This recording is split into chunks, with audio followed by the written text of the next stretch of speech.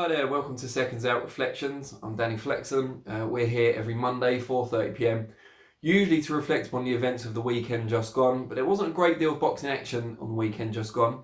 So we're going to take a bit of a wider reflection this week and talk about the emergence of these kind of boxing influenced or boxing crossover events that seem to be picking up a bit of traction, not least on YouTube, which is obviously where we make our bread and butter. Most recently, we saw this with Malignaggi against Lobov. Not a great fight for the purist, however, did big numbers both in the build-up and on the night itself.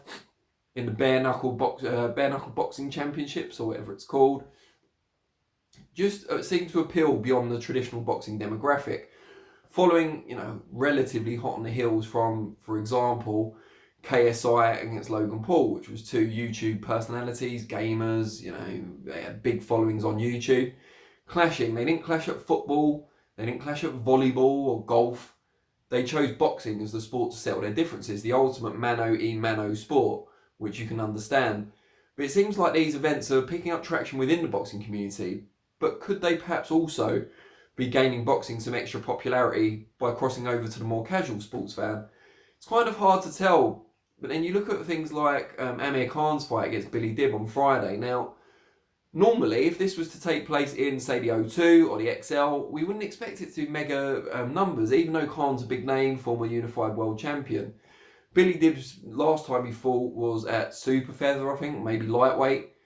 He obviously was fighting regularly at super feather for titles. He won his world title there and at featherweight. I think the super featherweight was IBO. But featherweight, he was a legitimate alphabet world champion. It's a massive step up in weight, a faded force in Billy Dib against an arguably faded force also in Amir Khan.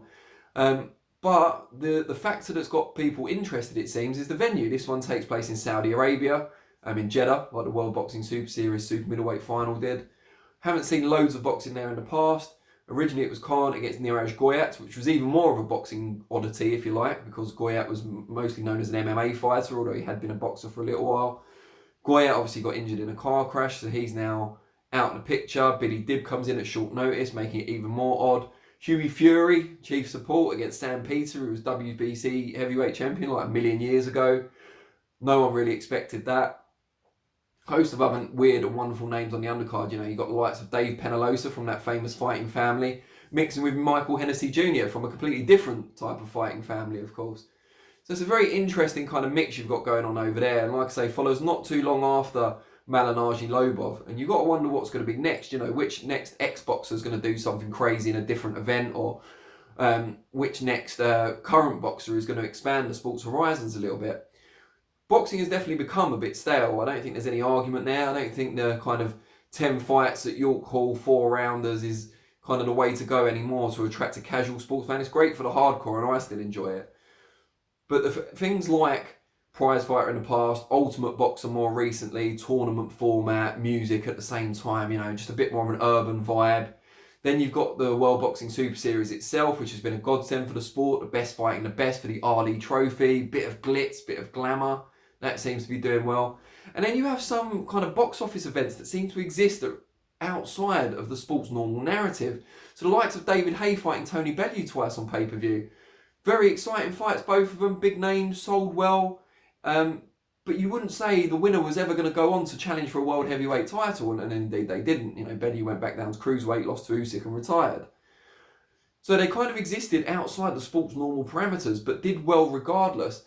And it seems to be a real rise in this kind of crossover boxing / not quite boxing events. And it'd be great to know, it's a very kind of rushed history of what I'm talking about, but I think you get the idea. It'd be great to know what you guys think of it. Do you go along with it? Do you buy these events? Do you watch them? Do you get enjoyment out of them? Or are you a purist? Would you rather just see normal boxing, the best fighters you can, 12-round championship fights?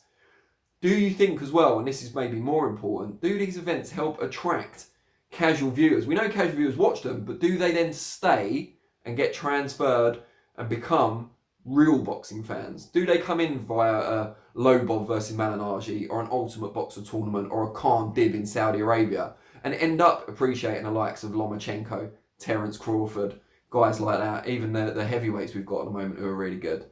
Or do they just stay as casual fans who dip in and out? And that's why you see spikes around pay-per-view events, but boxing as a whole, the viewing figures stayed pretty much the same, especially in this country. It'd be really good to know what you think of that, because I'm not sure of the answer.